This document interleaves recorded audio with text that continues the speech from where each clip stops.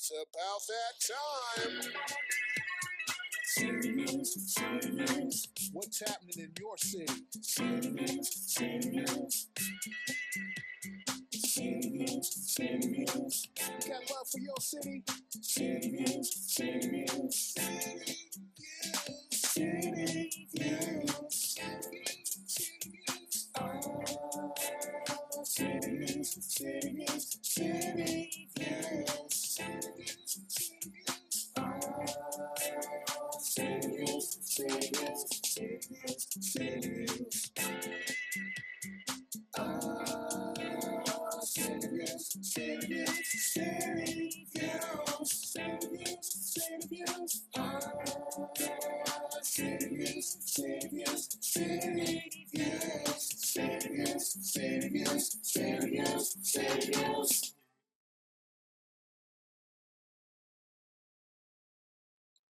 And good evening, ladies and gentlemen. Thank you for tuning in to another episode of CTVs, coming straight at you right here from your local cable access Altice Channel 5.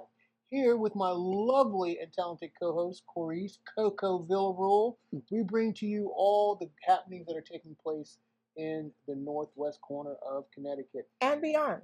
And beyond. And beyond. She's the beyond part.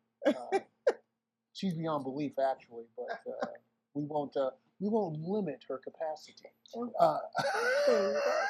You know, I feel like every time Jacque wears an ascot, he develops this very gentlemanly British aura about himself. You know, he has that ascot. I would think that is fitting, considering. Nonetheless, now that Coryse has aptly fused my character. I wish I had known, because I have ascots. You do? And I don't even know how to tie them. You don't? Can you do a demonstration of how to tie an I ascot? can. I will. I would Really? like that. There's a specific way to tie them? Yes, It's is. not like you tie a tie. Oh. It's different. And Yeah. I have I like thought you a just go set of 5 or 6. And Something like I never that. wear You them. have 5 or 6 They came as a group. Yeah. Yeah. Oh. The only thing is, if I showed you now, I'd have to bare my chest right here. Is it really long? Yeah, it is I thought long. it's a short thing. Okay. Okay. Just pull it out like a magician pulling out a I'm not going to kerchief. subject our TV audience to such bare naked sensuality. bare necessity. But they may want to understand the full range of men's neckwear, because That's the tie true. has become the standard. But That's there true. are many other forms of men's neckwear historically. The ascot's one of them. Yeah. You make a great point, And I don't Robert. think you don't see a lot of people wearing ascots. Nope. Just very, very refined people. Oh, sure. Is that a compliment? Well, Robert knows that iron strengthens iron, so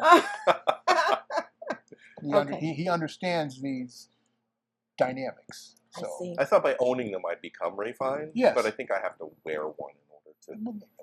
just having them puts you in the element. So that's all that matters. You know, and there's something to be said about the minute you get into a costume, it really helps you become that person. And so going on that, we are here to talk to these two actors who are becoming characters in an amazing play. Yeah. But yeah, we'll get to that. Jacque, I think you need to talk about our sponsors. You know, Coryse, I think you're right. We want to take this opportunity to thank our sponsors for their generosity and support in helping CTVs bring you quality community broadcasting each and every week right here from your local Altice Access Channel 5. I want to give a big, huge shout out to Mel Brickman and Health Markets located at 16 McDermott Ave, Suite number 1 in Torrington, Connecticut. You better call Mel. He can be reached at 860-307-1128 or at healthmarkets.com/local-health-INS. The Northwest Connecticut Regional Chamber of Commerce, located at 59 Field Street, Suite 120, Torrington, Connecticut. The Chamber is the place to be. They can be reached at 860-482-6586. And Dr. Michael Curry, located at 30 Peck Road, Suite 2105 in Torrington, Connecticut. Pediatric care for over 50 years.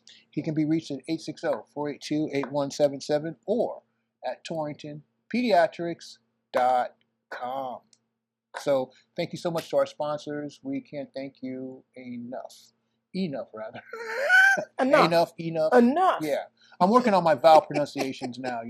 It's Yes. crucial too because I just hope she's watching the show, and if she is, please don't take this the wrong way. But I just met a fantastic person, and she's taken a look at the business and our initiative proposal for the curry, and she's Jewish, so her name is Hakil Lavish. And it's spelled though Rachel Lavitch. And I'm getting an education. You I'm getting memorized the spelling of her name? I'm getting an education in Jewish lingo. Okay.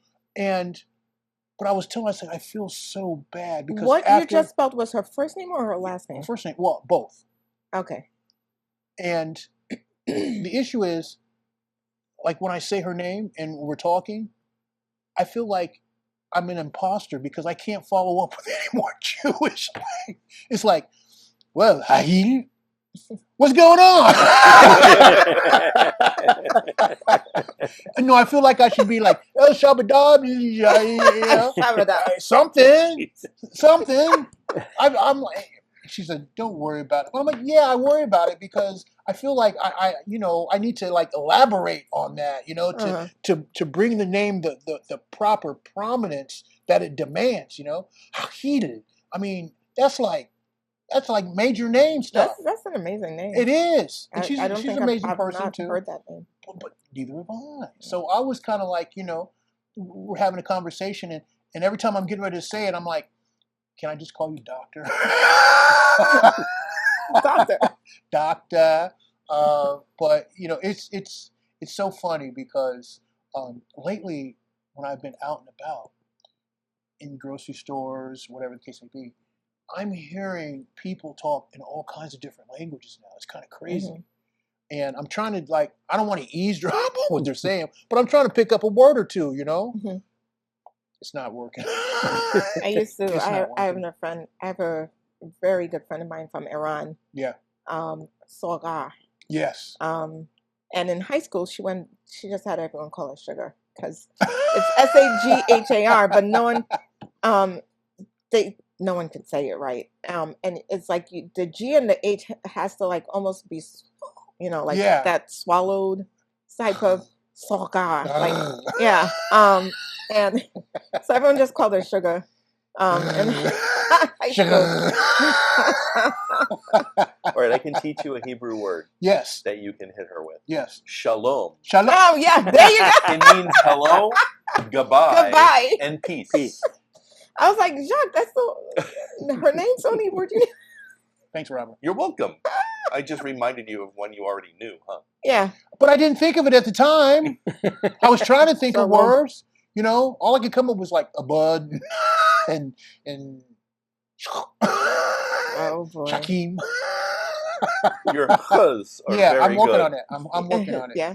Only because people sometimes when they mispronounce Jacque, they pronounce it in the German pronunciation. Wow. So I'm kind of getting used to that. Although I gotta carry a napkin around now, so people. Oh gosh.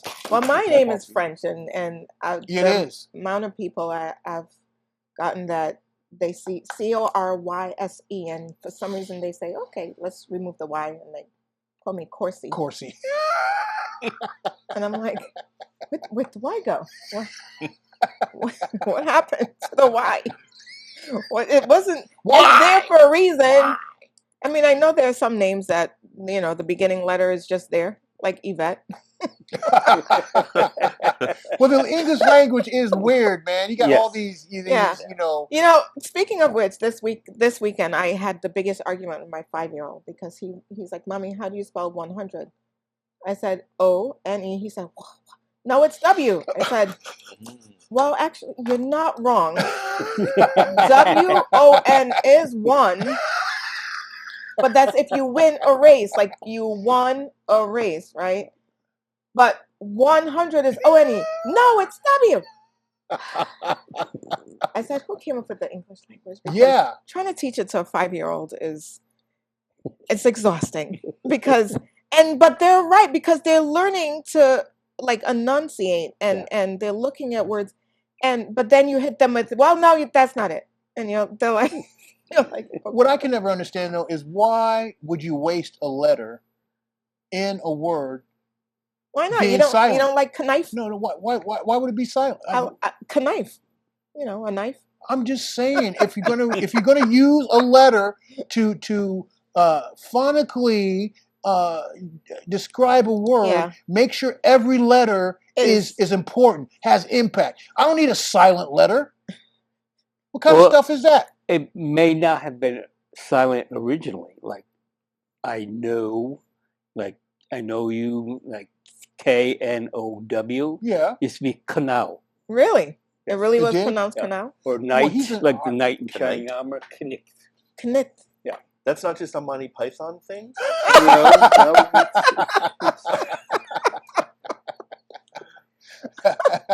We're educating you all Yeah. out there. Oh, canoe. Canoe. But what better or who better to have a conversation with about the English language than actors who master the English language in their performances? So we'll get to that momentarily. But first, I do want to take this opportunity.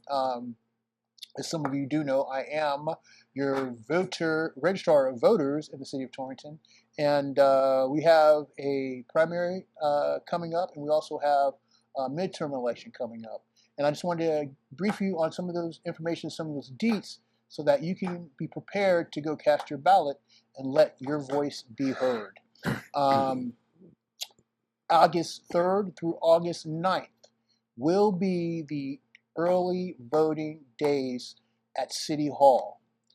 So between the hours will vary. They'll be somewhere between 8 o'clock in the morning and 8 o'clock at night. Some nights it'll be till 6, some will be 8. I'll give you the specific breakdowns on that on our next show.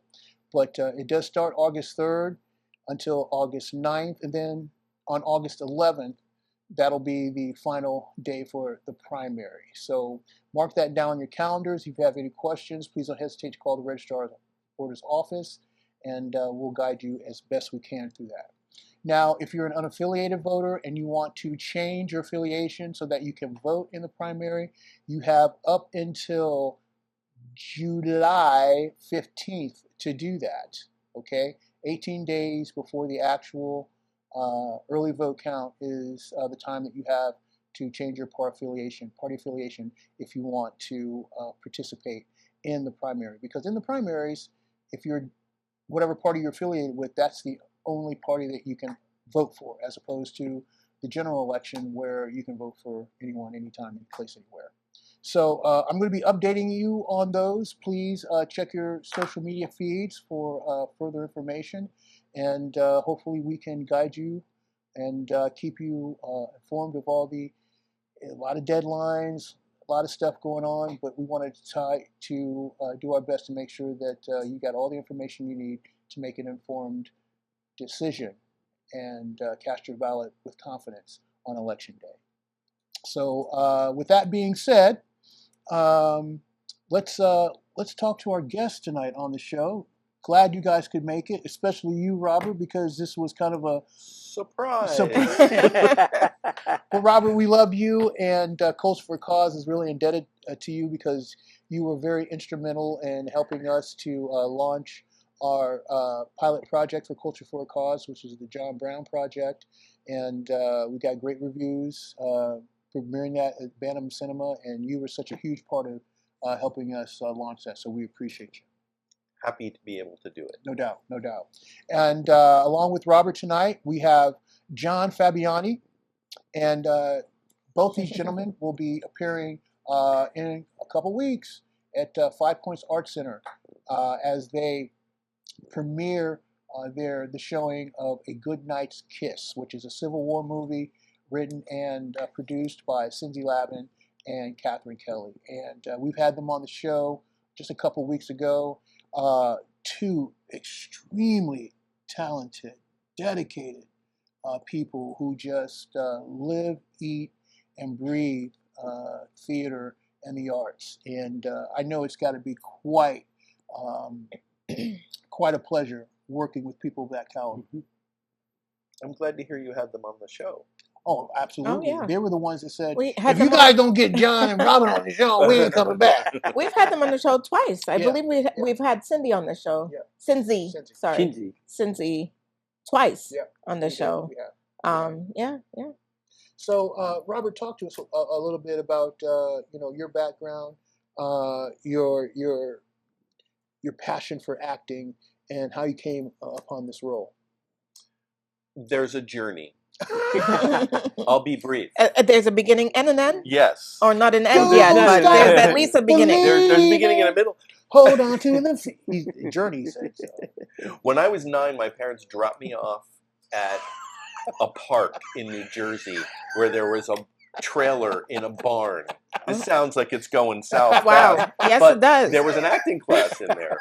And from the first play that I was in, Yeah. I didn't appear because I was sick the day of the performance. Yeah. Uh-oh. And that set me up for a lifetime of trying to make up for that one performance I missed. And I've been doing theater since I was 9. Wow. So the way I in got New this, Jersey, in a trailer in a park. Well, I've graduated from the trailer Okay. in the barn In the barn. at the park.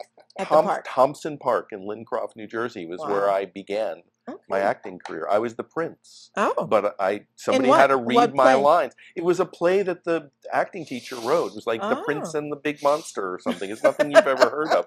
But I was Okay. terribly sick and I missed it. My Oh. mother wouldn't let me go to my first performance. Isn't that awful? It's an awful feeling when you miss something that you were looking forward to and you put so much time and effort and energy into getting to that point.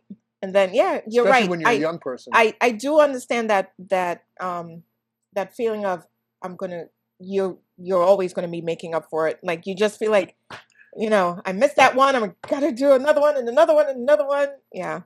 Well, that acting teacher was playing Titania in A Midsummer Night's Dream at a local community college several months later. And she called my mother and asked if I could be the changeling boy. The changeling boy is on stage in Midsummer Night's Dream for all of 0.0002 seconds. But they made me a costume, and I got to be on stage with all these college kids, Yeah. and I got hooked. Oh, nice. Yeah, that was really Very fun. nice.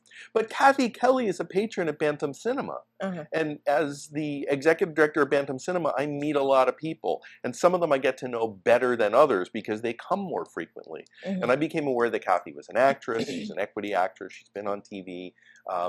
And then she was talking about this show that she was involved in and she was trying to get mounted that Cindy had crafted out of these letters that were found in a home or a couple of homes in Goshen, Civil War era letters.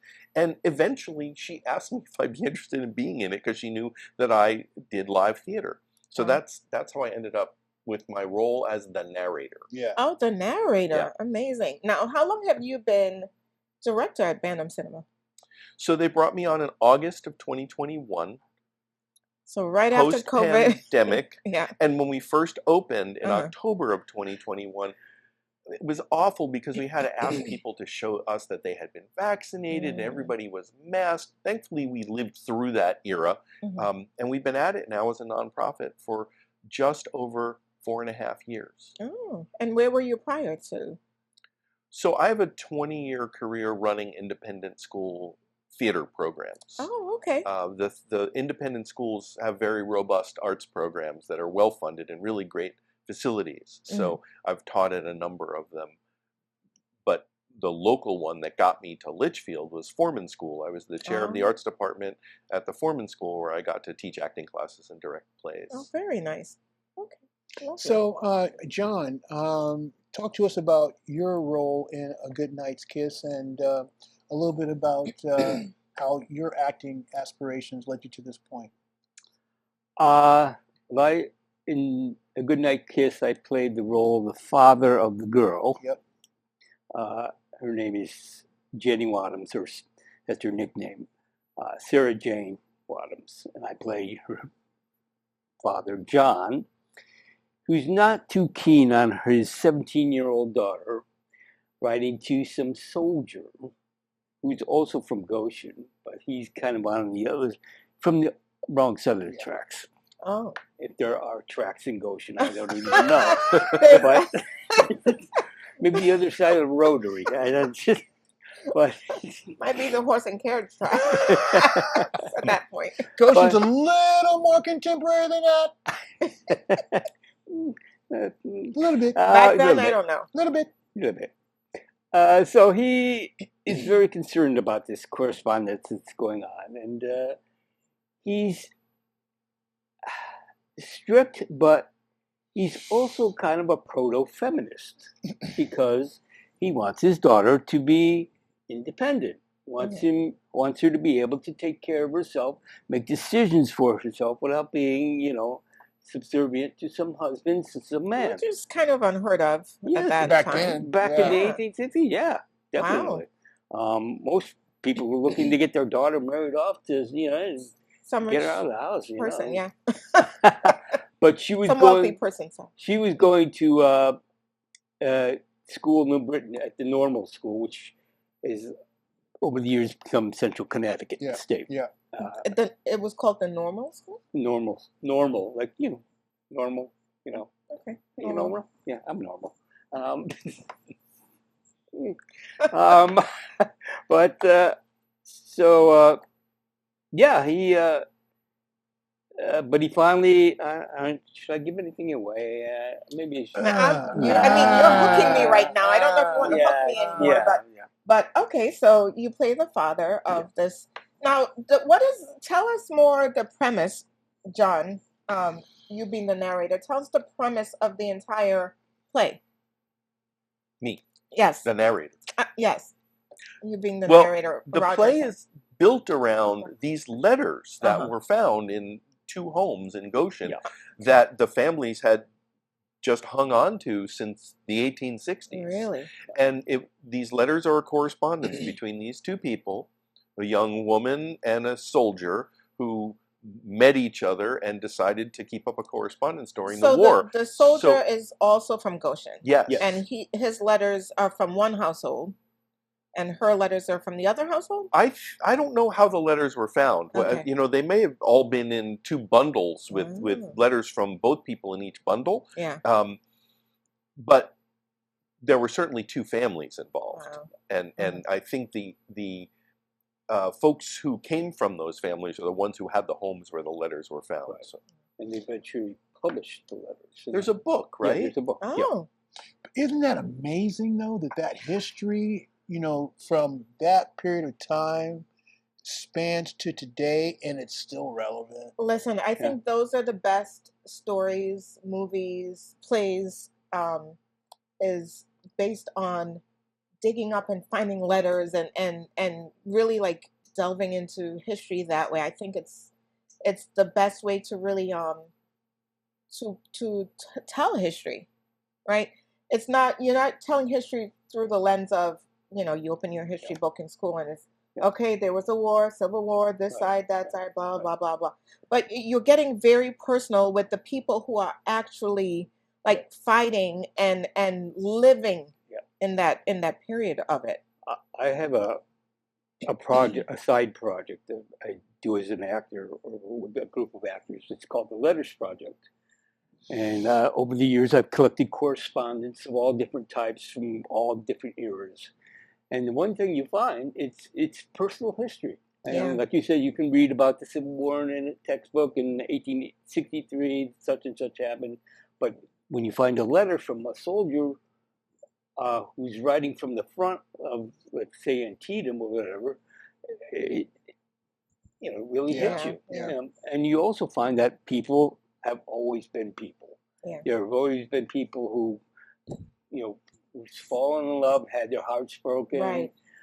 There's always people who are brown nosing. I have letters from the Acadian Empire where there's they're writing like, I just wanted you to know that, sir, that the bodyguard that you have is a drunk. People have not changed. I mean, the circumstances, technology has changed, but they're still people. Here's what it's going to be a shame, though. Letter writing really doesn't exist. Yeah, it's just some. To the extent that it did.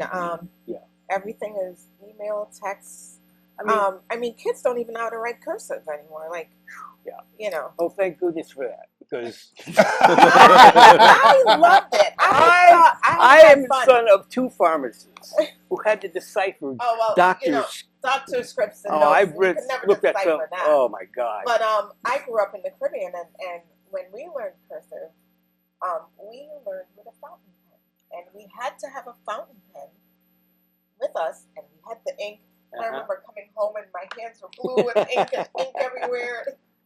And you know, as kids, we'd use it as like a water gun. Yeah.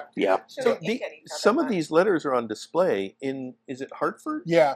And the book by Ernie Barker has photographs of the letters, and they're all written in fountain pen because the ballpoint hadn't been invented until the 1950s. Yeah. But I believe in the art of letter writing, and I got both of my sons fountain pens. You did? Mm-hmm. Really? Oh my goodness. Yeah. Nice. One of them uses his to do calligraphy. Yeah. The other one not so much. Yeah, I've been trying to teach my 15-year-old to write in cursive. It's just a lot. Yeah, for sure. It's hard, but you know, letter writing. I have boxes of letters that I've saved throughout the years. Of course, back when you really can only write letters to one another. I remember living in Trinidad and writing. After primary school, you know, you went off to what the U.S. calls high school, but in Trinidad we call it college. You went off to college, and you took an exam and you would pass for a different college of your choice, your top 4 choices. One of my best friends, she lived on the other end of Trinidad, and we would write letters to each other all the time. And I have those letters. And then when I moved from Trinidad to the U.S., I wrote letters to friends, various friends over there, and I still have all those letters. And I keep them in a box. I don't believe in throwing things like that away at all. Yeah. Interesting. We'd like to take this opportunity at this time to give another shout out to our sponsors and thank them for their support for us here at CTVs. I want to give a big, huge shout out to Mel Breckman and Health Markets, located at 16 McDermott Ave, Suite Number 1 in Torrington, Connecticut. Better call Mel. He can be reached at 307-1128 or at healthmarkets.com/local-health-INS. The Northwest Connecticut Region Chamber of Commerce, located at 59 Field Street, Suite 120 in Torrington, Connecticut. The Chamber is indeed the place to be. They can be reached at 860-482-6586. And Dr. Michael Curry, located at 30 Peck Road, Suite 2105 in Torrington, Connecticut. Pediatric care for over 50 years. He can be reached at 860-482-8177 or at torringtonpediatrics.com. We'd like to take this opportunity also to share with you, especially as we're celebrating John Brown's birthday, and also Juneteenth that's coming up here in a few weeks. Culture for a Cause, being the collective community impact organization that we are, did a music video in honor of both these two celebrations. So without further ado, we're going to show that for you now, and then we'll be right back here with our guests today, Robert Quellick and John Fabiani. And I think we have a caller calling in too. Oh, we do? Okay. Let's check out the video, and then we'll be right back with more.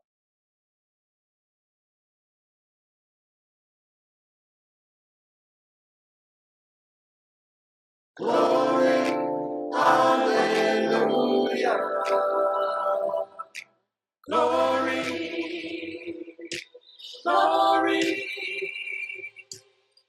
Life is hard, kid, and it can be trite. The greatest respect in music is to bring it to life.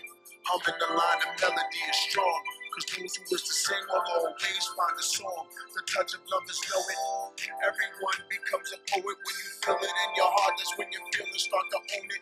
It lift your soul when your face show it. That's when you love it. Emotions and the tears run when you going through it. Loyalty is given, respect is everything. And those who fly solo will have the strongest wings. Music produce kings and queens. Hear the strings, let every voice ring, cause we gon' sing. We gon' sing and give them some hook. It's that rebel music that got them all shook. Instead of guns, I hope your son picks up a book. God gon' give us what the devil done took. Sing like them caged birds that can't make bail. We need more Maya Angelos and less jails. I ain't around, so my son ain't got no positive man. Role model, so it's the bottle and Drug sales. Truth don't ring. Yeah, that's the message. God bless it. It represents every benefit of belief and togetherness that we gon' sing. Yeah. God gon' sing. God gon' sing. God gon' sing. We gon' sing. God gon' sing. God gon' sing. God gon' sing. we gon' just sing to the moment of truth. We can't go back in time, so we went in the booth. Yeah, we gon' sing cause the world's so cool. Malcolm ain't half much, but a dream to hold. Juneteenth is why we celebrate, why we overcome the tyranny of hate. From slavery to Jim Crow, for civil rights and the right to vote. We be dying to be free since we got off the boat. Give me the music, give me the song, and I'll right these wrongs till the day I'm done questioning why it took so long for my people to get the word they were free to go home. We gon' sing. We gon' sing in the morning, we gon' sing at night. We gon' sing for the fallen and slain who made the sacrifice. We gon' sing in the field, we gon' sing in the streets, we gon' sing in the churchyard. To everyone we need to keep on singing. God gon' sing. God gon' sing. We gon' sing. God gon' sing. God gon' sing. Glory, hallelujah. God gon' sing. God gon' sing. God gon' sing. God gon' sing. God gon' sing. God gon' sing. Glory, hallelujah.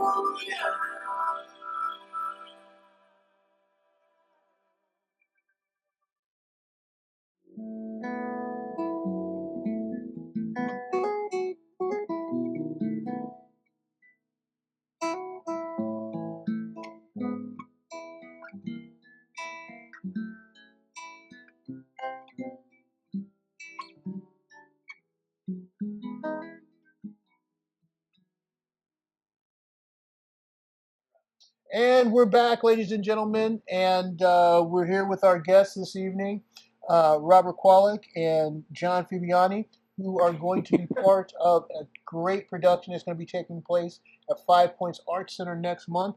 And the name of the work is called A Good Night's A good night Kiss. kiss. Mwah. A good night kiss. Mm-hmm. But in the meantime, before we continue on with John and Robert, we do have a caller. Okay. Yes, so let's take that caller right now. Don't make sure you hit the right button, Coryse. Okay. You hit This red. might take a while. No, I'm quicker at it than Jacque is. Jacque How takes dare forever. you? How dare Hello, you? welcome How to dare caller. How are you? I'm good in yourself? Good, thank you. And we're speaking with, I'm sorry, say your name, Tiara? Yeah, Tiara. Hi, Tiara. How are you today? I'm good in yourself? Pretty good, pretty good. Now talk to us. Tell our audience members a little about yourself and what you do. A little about me is I live in Thomaston. I'm a daycare teacher. I've been teaching for 3 years now. Right now, I'm in school for my bachelor's in human services with a concentration of drug and alcohol counseling. My birthday is actually in 2 weeks, so I'll be 23 years old. And yeah, I sing, I dance, I do anything when it comes to running. I could play piano, make beats a little bit. So that's just a little bit about myself. Ah, okay. And you're on the show because you sang at an event that was held, was that May 2nd? May 2nd, Yeah. I believe.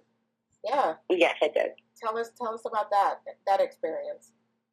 Honestly, I was scrolling through Facebook and I saw the flyer for it, so I immediately was like, oh my goodness, I'm trying to really put myself out there with singing more. So I obviously reached out, and I felt like all of the whole process, performing and seeing everybody in their element, was really cool for me, and I just had a really good time. And how long have you been singing on stage? Is this something new? Have you just been singing for yourself, or have you been singing on stage for a while? It's kind of both. Like, I did school concerts, I've done musicals, but nothing like where I professionally have gone on my own. Like, I mostly do sing home to myself, but I am, like I mentioned earlier, I am trying to reach out more and, expand my horizons with singing. And the song that you sang on May 2nd, was that an original song or something that you chose? It was something I chose to represent the theme of the event we were performing for. Well, needless to say, after your performance, Tracy was adamant about having you on the show because at Culture for a Cause, we're always looking for talent and ways to help local artists promote their artistry, their music. And she was just so impressed with your performance that she said, we got to get her on the show and see what other things we might be able to assist her with in her musical aspirations. And I really did appreciate that of Tracy because before the show and even after it, she's really been consistent with checking on me to make sure that I have everything that I needed and that I was prepared. Because I did tell her it was my first time performing at a protest or a concert in that nature on my own, and not with a big group. So I was more so nervous than anything, so I just really did appreciate her for her help. Well, I'm sure that she'll stay in touch with you and keep you informed on upcoming events and whatnot that we're having so that you can get involved. I would love to, yeah. Fantastic. Great. Well, thank you for calling in, Tiara, and we will hopefully be seeing more of you in the future. Thank you guys so much. Have a nice night. You too. Bye. Bye. Yeah, man. Interesting. She sounds like such a sweet, timid She is. girl. Yeah. But until she opens her mouth. And then it's power, huh? You know, but that's the way you roll, and it's amazing to see these people coming up out of their shells and sharing with us their talents and their skills, and we feel obligated to some degree to, if we're in a position to help them move on, then that's definitely what we plan to do. So yeah, definitely. Getting back to a good night kiss. Yes, for sure. Let's get back to a good night kiss. Tell us the dates of the performance, the times, and any ticket information that our audience might want to know about. Oh, you're going to let me take this? Yes. So I just emailed the playwright to find out how to get tickets. I haven't heard back from her yet.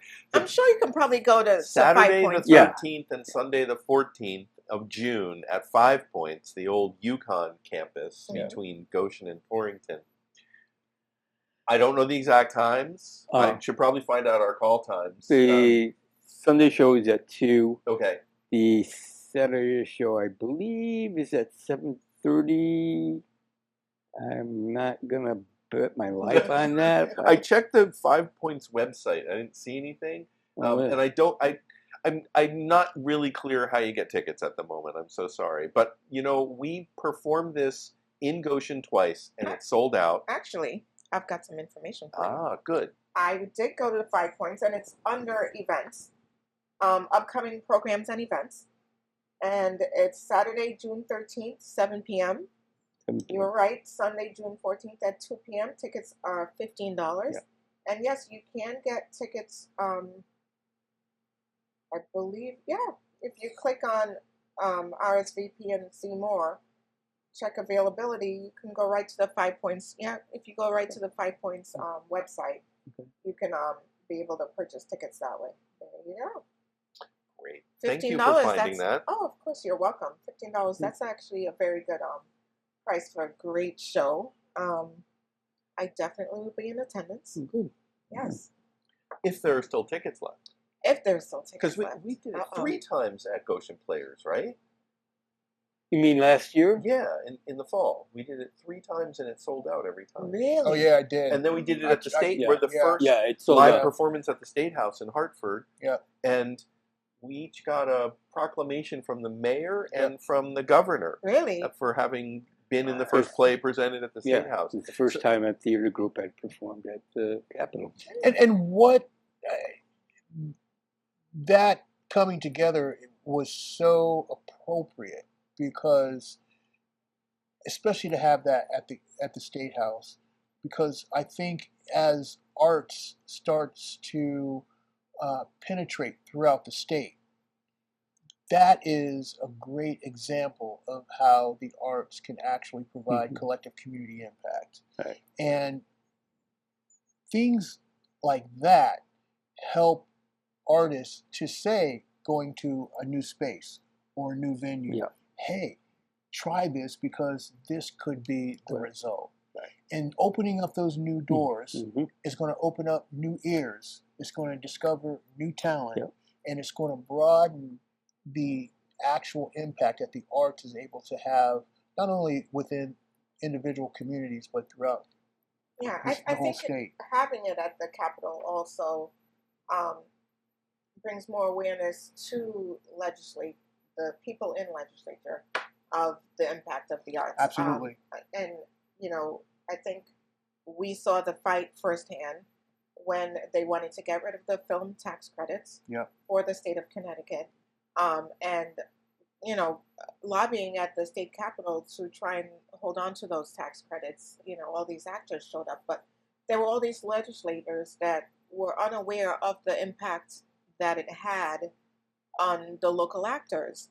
And so to have more plays and of such at the state capitol, I think will now Raise bring more awareness. awareness for Exactly. them specifically. Like, oh, well, this could actually be worthwhile for the state. Why were we trying to fight this down? So I think it's a big thing. It was very big to do something like that at the state capitol. Absolutely. It's starting to really open awareness, and maybe because you all did that is why they finally decided that they're really going to invest into the tax credit. We just got that good news handed to us. Well, that's great. Yeah. So good. maybe it was No, the role you all played. The real reason why is because Coryse sits on the board at the Connecticut TV and Film Alliance, and she's rubbing elbows with all these highfalutins. She's bringing it. That's why all that. She's being modest about it, but hey, it's okay. I just make sure I get myself involved in heartfelt issues that I think is important to me, and to make sure that other artists as well, bring awareness to them. You cool like that? Am I right that there's an actor from California that opened a studio here in Connecticut? Johnny Black? Yes, Jonathan Black. He did, and he actually was the president of the Film and Television Alliance. And when they proposed getting rid of the tax credits, again, the way producing films work in any states is you have investors, and the investors were like, well, until Connecticut figure out what they're doing, you need to film somewhere else. And so unfortunately, he still resides in the Danbury area, but he films, most of his movies are filmed in like the Hudson Valley, New York area. But we're hoping with this change it's going to bring him back, along with Synthetic Cinema that did all the Hallmark movies as well, Christmas movies. They also have not been filming in Connecticut in the last year. So hopefully this new change is going to bring them all back, and I'm going to work again. Gentlemen, we can't thank you enough for taking time out of your busy schedules to visit us today here on CT Views. And we'll look forward to seeing your performances live on stage in a couple of weeks. I need to go online tonight and Get buy those my tickets. tickets because Yeah. they might be gone. But it's called A Good Night's Kiss. Which camera should I need? Okay. A Good Night Kiss. A good night kiss. Good night. There's no kiss. S on there. Jacque, English. A Good Night Kiss. And we have our narrator, and we have John, who's playing John, the Yes. father. So Well, isn't this a great typecast? I though? know, right? You're You like, look John the playing part, John. so I can see you like, And he looks the part. excuse me, Matilda, you are not marrying off into that scumbag's life, okay? Go to your room. That's exactly the way it's done in the play. Yeah, just about word for I word. figured as much, man. I figured as much. It's, you know. But before we go, I do want to take this opportunity to let everyone know I have 2 big days coming up, Wednesday and Thursday, for not only Culture for a Cause, but for our latest initiative called the Curry, which is an acronym for Communities Utilizing Regional Information. That aspect, the legacy aspect of the Curry, is in honor of Dr. Joseph Curry, the late Dr. Joseph Curry, and it embodies all the attributes that he brought to the community in terms of his values for education, community, physical fitness, and just being an all-around good person. So I'm going to be making presentations tomorrow and Thursday at Yale for the Yale Innovative Summit, and hopefully we can bring back the prize to the Northwest corner and have something that everyone can benefit from and take pride in. So just wanted to let you know about that. In the meantime, I'm going to close out and give recognition once again to our sponsors and thank them for their support. I want to say thank you to Mel Brickman and Health Markets, the Northwest Connecticut Regional Chamber of Commerce, and Dr. Michael Curry, located at 30 Peck Road, Suite 2105 in Torrington, Connecticut, pediatric care for over 50 years. Once again, gentlemen, thank you so much for coming on to the show. And as always, thank you to my most beautiful and talented co-host. And we all encourage you guys to help us spread the word, let everybody know. Tuesday nights, 6 p.m., it's going on. It's going down right here on your local access, Altice Channel 5. CT Views coming at you. Have a great night, and we'll see you back next week. Night.